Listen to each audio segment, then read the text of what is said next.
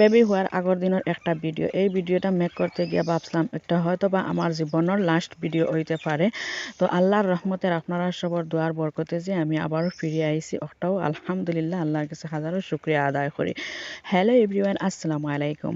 আমি ইয়াসমিন আসাম হুজাই থেকে হয়ে আপনারা সবাই কেমন আছেন? আশা করি সবাই ভালো আছেন। আমিও আলহামদুলিল্লাহ আল্লাহর রহমতে ভালো আছি। তো একটা হয়েছে একটা আরে আমার বেবি ওয়ারারি জন্মর আগর দিনের একটা ভিডিও। তো ভিডিওটা আমি সকাল থেকে শুরু করছি। তো দেখতে পারে আমি একটু বাইরে ইসলাম গেট খুলিয়া তো দেখতে পেলাম যে বাইরের মানে দৃশ্যটা মানে খুবই অন্ধকার আছে। সকাল 7টা বাজে আর এত শীত আসিল আর এত কুয়াশায় ভরা আসিল, মানে পুরা আসমান খালা হয়ে গেছিল। মানে খুব মানে বেবির জন্মর আগে আর খুব মানে এক সপ্তাহ ভরা খুব ঠান্ডা পড়ছে আর এখন আবার দেখা যায় যে আলহামদুলিল্লাহ ওয়েদার খুব সুন্দর আছে বর্তমান অবস্থাতে রোদ আছে আর এত ঠান্ডাও নাই, ঠান্ডা বোঝা যায় কমিও গেছে। তো বাইরে থেকে আইয়া দেখলাম যে আমার মানে আইসে তাই আগুন তাবাইরা তো তান লগে বইয়া বিল আমিও আগুন তাবাইলাম তাবাইয়া তারপর হয়েছে গিয়া আমি আমার খাজ খামো লাগ গেলাম তাইনো বিল আতুত গরম করিয়া তারপর হয়েছে গিয়া ফরাত বই গেছেন গিয়া আর আমি আমার খাজও লাগিয়ে গেছি।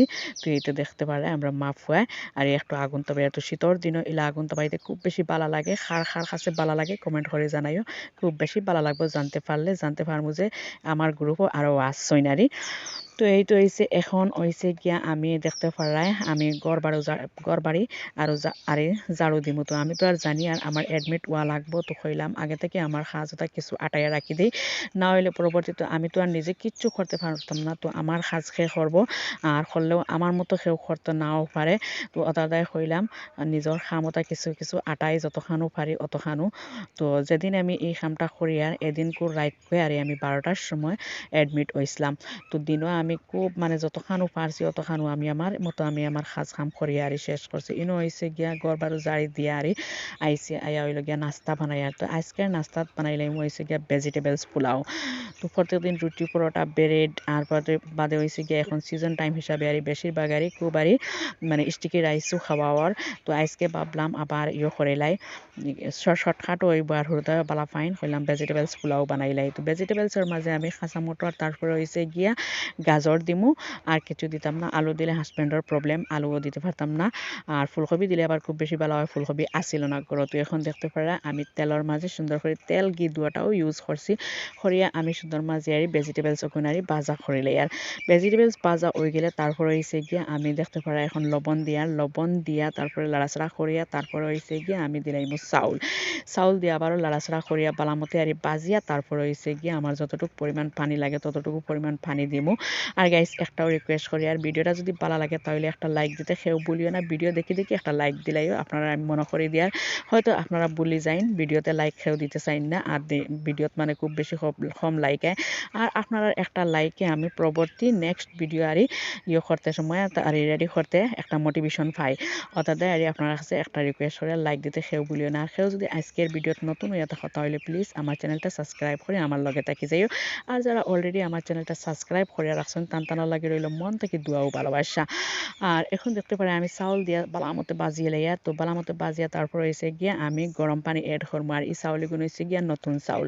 তো নতুন চাউল আবার পানির কোনো আমি পরিমাণ হইতে পারি আর না। তো আপনার মতো দিলাইও আর এটা তো আর সবেও জানোই।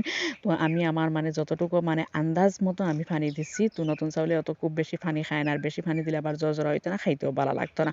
তো এখন লাড়াচাড়া করিয়া তারপর হয়েছে গিয়া আমি গুড়িয়া দিলাইমু চাউলটা ফুটি যাইব গিয়া। তো দেখতে পারে আমি গুড়িয়াও দিলাইছি আর এবার দিয়ে হয়েছে গিয়া আমি দুধও চাকিলে আর খালকে জেলা দুধ আনা হয়েছিল ওলাও আমি ফ্রিজে রাখি দিছিলাম গরম করছি না। এখন দুধ বালামতে চাকিয়া গরম পাই দিম বালামতে জাল খাইয়া আটিব। তো দুধ আবার জাল না খাইলে আবার চা খাইতে খুব বেশি ভালো লাগতো না আর পাশের চুলাত আমি চাওয়ার লিগার বুয়াই দিছি গিয়া। তো এইটো দেখতে পারা আমার মানে হয়ে গেছে গিয়া মানে পোলাও রান্না হয়ে গেছে গিয়া খুব সুন্দর একটা মানে লুক আইছে। তারপর হয়েছে গিয়া খুব জোরাও হয়েছে। তো এখন হয়েছে গিয়া আমার জিদান বেবি উঠে গেছেন।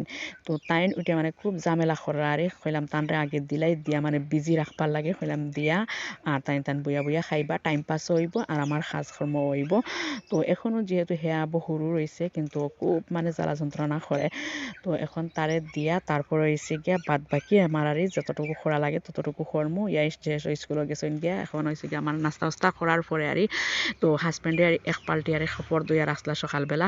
তো এখন হয়েছে গিয়া আমি অগুনিয়া মেলিয়া দিলাইমু। লাইমু তো দেখতে পারায় আমি কাপড়ও মেলিয়ে দিয়ার এর মাঝে আমি আমার জিদানরে গা গোসল করে আমি রোদিত বইয়া তৈছি হয়েছি তাই রোদ তাবাক্কা আর আমি কাপড় মেলিয়া দিলাই তো মানে খুব খুব সানিয়া আরে খুব গান্দা আছিল এখন সাফ সুতরা করিয়া এখন বয়াইছি এখন তানরে তেলুল মাখাইয়া তারপরে এসে রেডি করে লাইমু তো গাইস আজকের ভিডিও খুব বেশি লং করছি না একদম শর্ট একটা ভিডিও তো অসুস্থতার মাঝে দিয়ে একটা ভিডিও আর আমি আপনারা লাগে মেক করছিলাম ইনশাআল্লাহ আশা করি আপনার কাছে ভালো লাগবে like comment share and subscribe করতে কেউ ভুলেন না আল্লাহ হাফিজ